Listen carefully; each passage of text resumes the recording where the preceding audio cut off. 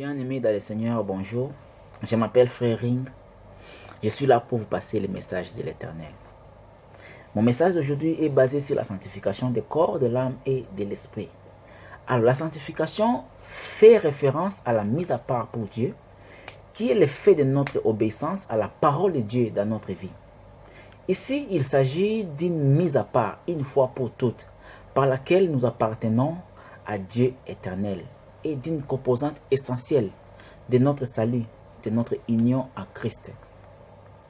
Lisons Hébreux chapitre 10, verset 10, qui nous dit « C'est en vertu de cette parole, c'est en vertu de cette volonté que nous sommes sanctifiés par l'offrande du corps de Jésus-Christ, une fois pour toutes. » Je vais expliquer. Dieu est amour, Dieu nous a aimés vraiment.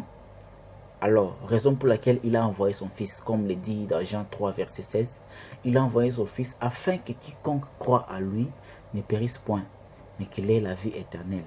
Alors, nous, comme humains, Dieu ne nous regarde pas comme humains, mais il regarde Jésus qui est en nous. Raison pour laquelle même, pour que mon frère, pour que Dieu t'exauce dans tes prières, il faut que tu aies le comportement de Jésus en toi. Il faut que tu aies Jésus à toi. Parce que ce sang nous sanctifie. Alors il faut que tu sois sanctifié, il faut que tu sois propre, saint devant Dieu. Et tu verras que Dieu de grâce va t'exaucer. Et de l'autre côté, on dira aussi que la sanctification fait aussi référence à la mise à pratique de cette mise à part. Donc vous êtes d'abord mis à part. Et puis maintenant vous le faites. Donc vous pratiquez cette mise à part. Qui est l'effet de notre obéissance à la parole de Dieu.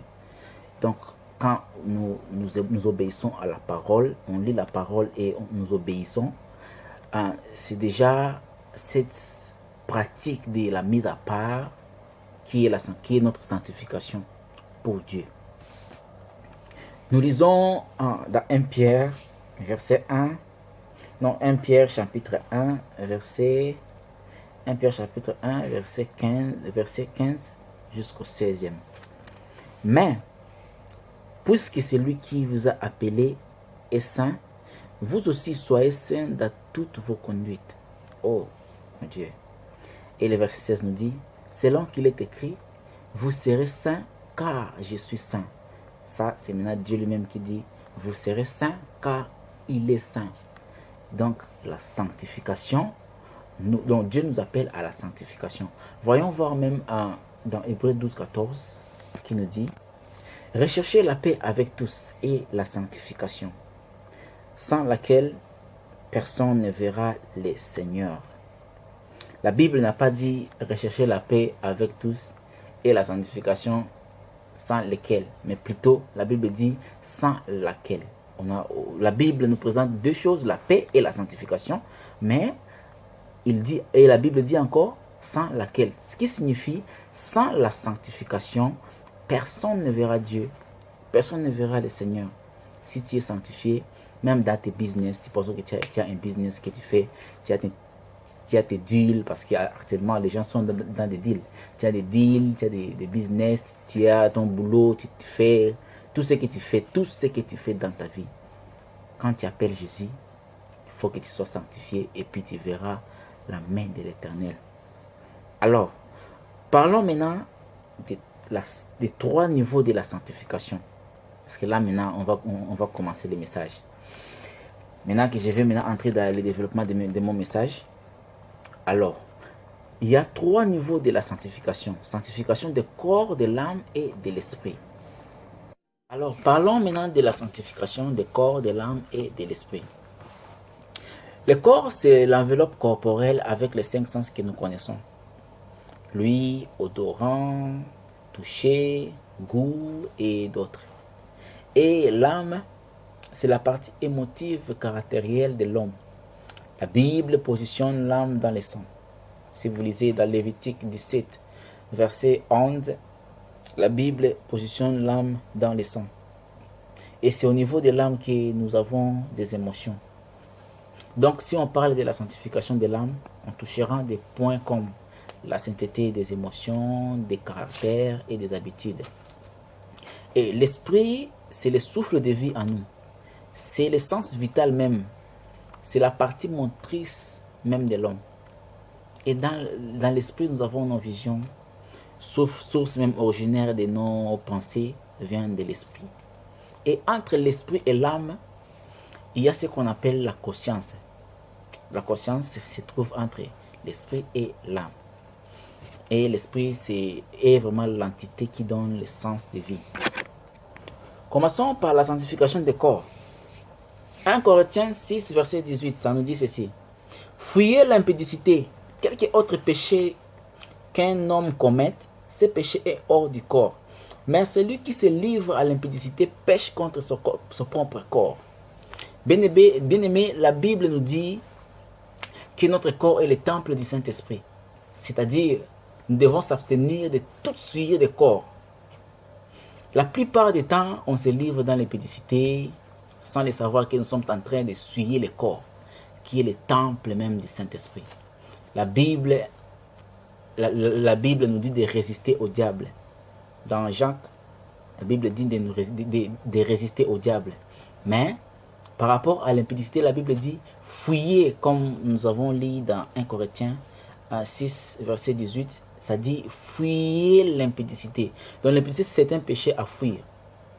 Parce que dans l'impudicité, il y a une très forte fusion qui se dit entre deux personnes qui ont, par exemple, des rapports intimes. Autrement, l'impudicité, c'est communiquer même sa vie à quelqu'un qu'on n'a pas droit, beaucoup plus dans des relations intimes, qui est des relations sexuelles.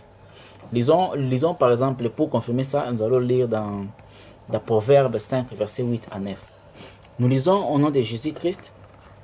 Le verset 8 nous dit « Éloigne-toi du chemin qui conduit chez elle, et ne t'approche pas de la porte de sa maison, de peur que tu ne livres ta vigueur à d'autres, et des années à un homme cruel. » Ça signifie quoi? Donc, quand vous couchez avec un homme, ou bien un homme qui couche avec une femme, avant le mariage, vous ne glorifiez pas le Seigneur. Bien aimé, quand la Bible nous dit qu'on donne notre vigueur, ça signifie si on fait des rapports sexuels avec une personne qui n'est pas permis avec toi, on donne notre vigueur, l'essence même de sa vie, la force de sa vie, ses valeurs, ta chance, tu donnes à la personne avec qui vous faites des rapports sexuels qui ne sont pas permis. Voilà comment Salomon et Samson étaient détruits par l'impudicité. Samson qui avait des forces impossibles, il avait vraiment une grande force, mais à cause de l'impudicité, il a avoué, il a dit à Delilah là où sa force était, et puis il est mort comme ça.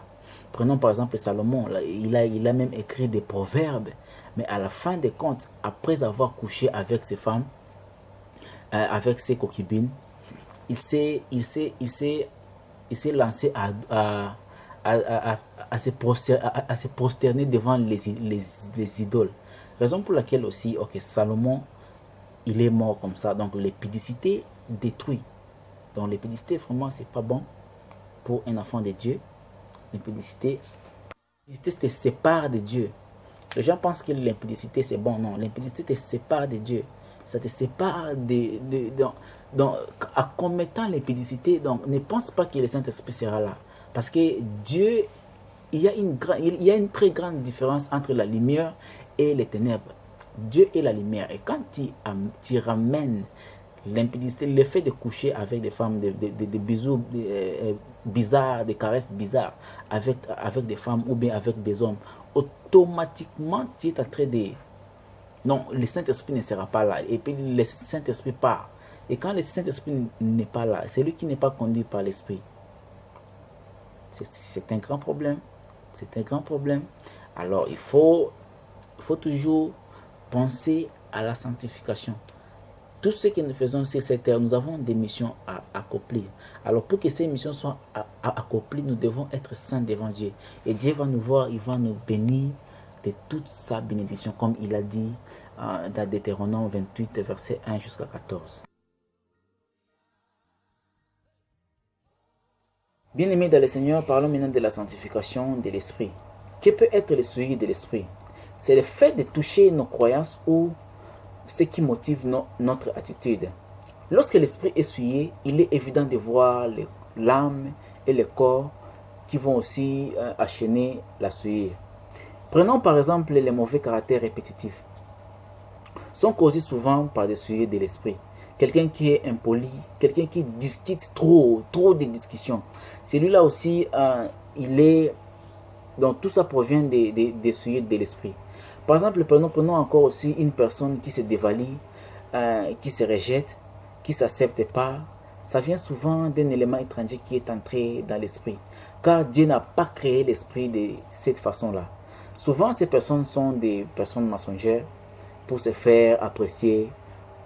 Ils disent toujours des mensonges pour que les gens ne les rejettent pas, pour que les gens voient que vraiment... Donc, ils se dévaluent. Pourquoi? Parce que souvent, les amis qui étaient juste autour de lui parlaient mal. Si tu ne peux pas, tu n'es pas fort, tu es faible, tu es moins intelligent. Alors tout ça, ça crée ces souillures. Alors son esprit est souillé. Il y a aussi des personnes timides. La timidité, l'origine de la timidité vient de l'esprit, mais ça c'est un problème de l'âme. Nous allons parler aussi de ça. Alors il y en a des péchés comme l'orgueil ou bien l'impudicité. L'impudicité aussi. Donc tout ça ce sont des souillures de l'esprit. Il y a des autres qui ont l'impudicité là. Donc il peut pas, il marche mais c'est toujours sa tête comme ça. C'est tous les hommes. Il marche, mais il regarde une femme, il voit une belle femme, il regarde une belle femme. Il est donc tout ça, ce sont des sujets de l'esprit. Il ne peut pas marcher, se focaliser là où il part, mais il regarde les femmes, et donc il mange tout. Alors ça, c'est aussi une des souillures de l'esprit. Parlons maintenant de quelques souillures que nous connaissons encore aussi. Il y a par exemple l'idolâtrie. Pour cela, nous allons lire dans Actes chapitre 15 verset 20. Actes chapitre 15 verset 20 qui nous dit: mais on leur écrive de s'abstenir, de suivre des idoles, de l'impudicité, des animaux étouffés et du sang. Alors ici, Dieu nous montre juste que nous ne devons pas être des idolâtres. Parce qu'on voit même la cupidité. Prenons par exemple, allons-y dans Colossiens 3 verset 5. Colossiens 3 verset 5, ici la Bible nous dit clairement que faites donc mourir les membres qui sont sur la terre, l'impudicité, l'impureté, les passions, les mauvais désirs et la cupidité qui est une idolâtrie. Frères et sœurs, la cupidité est une idolâtrie. La cupidité, c'est l'amour effréné de l'argent. Donc tu aimes l'argent plus que tout. Tu peux même sacrifier un frère à cause de l'argent. Ça, c'est la cupidité. Et puis Dieu dit bien, vraiment, faites mourir ses membres sur la terre. Alors il y a aussi l'orgueil. Une forme de pensée de se croire indépendant de Dieu. De croire et d'honorer que les capacités personnelles. Donc tu penses que toi-même, que donc, tout ce que tu penses, c'est que quand même tu te réveilles le matin, c'est par ta propre force. Non, mon frère. En se réveillant le matin, c'est par la force de Dieu. C'est Dieu qui nous réveille le matin. Combien sont morts? Allez dans des hôpitaux, vous allez voir. Il y a plusieurs morts. Les gens dorment et puis le matin, ils ne se réveillent pas. Alors, il ne faut pas s'orgueillir de la grâce. Parce que quand Dieu nous fait grâce, c'est pour nous tous. Alors, profitons de cette grâce. Profitons de cette grâce. Parce qu'après l'enlèvement, il n'y aura pas cette grâce. Bien-aimés dans le Seigneur. Alléluia. Alors, maintenant, comment est-ce que vous pouvez guérir ces souillures de l'esprit? Alors, pour guérir les souillures de l'esprit, nous allons lire Jean 8, verset 30, qui nous dit: comme Jésus parlait ainsi, plusieurs crurent à lui. C'est-à-dire, pour guérir les souillures de l'esprit, c'est donner sa vie à Jésus maintenant. Tu dois donner ta vie à Jésus et tu dois croire à Jésus-Christ comme ton Sauveur et ton Seigneur. Tout ce que tu feras, la dépendance, que tu dépendes de Jésus de A à Z. Tout ce que tu feras dans ta vie, que ça dépend de Jésus. frères et sœurs, parlons maintenant de la sanctification de l'âme. Ici, nous allons lire Hébreux 12, verset 15, qui nous dit, Hébreux 12, verset 15, qui nous dit, veillez à ce que nul ne se prive de la grâce de Dieu, à ce qu'aucune racine d'amertume poussant des rejetons ne produise du trouble et que plusieurs n'en soient infectés. Frères et sœurs en Christ, une des souillures de l'âme est l'amertume. Il y a par exemple la haine. Si tu as la haine contre ton prochain, ça c'est un souillure ça provient de l'âme. Il y a par exemple la colère chronique. Tu es vraiment colérique. Ton âme est souillée, mon frère. L'âme commence à être souillée par des offenses. Quelqu'un, donc toujours il y a des problèmes avec une personne, et puis ça suit ton âme. Quelqu'un te parle mal, ça te touche. Il parle mal, ça te touche. Ton âme sera souillée par ça. Je sais que tu vas commencer à haïr la personne. Alors, comment est-ce que vous allez guérir maintenant ces souillures de l'âme? C'est trop simple, frères et sœurs. Guérir les souillures de l'âme, c'est par le pardon. Vous devez pardonner ces offenses et décharger cela de votre cœur. Et vous verrez la gloire de Dieu et tout sera bien dans votre vie. Vous ne serez pas dans cette souffrance à corps de l'âme. Alors, mon message, frères et sœurs, c'est la sanctification du corps, de l'âme et de l'esprit. Alors, quand même, vous avez compris, je vais conclure par dire la sanctification est prioritaire dans le royaume des cieux. C'est comme nous respirons, c'est comme l'évangélisation, c'est comme l'adoration, c'est comme la prière. La sanctification est prioritaire. Dieu est 3 fois saint. Il est trop saint, il est saint. Alors, il a besoin de votre sanctification. Frères et sœurs, sanctifiez-vous, car la Bible dit, recherchez la paix avec tous et la sanctification sans laquelle personne ne verra le Seigneur. Que Dieu vous bénisse abondamment.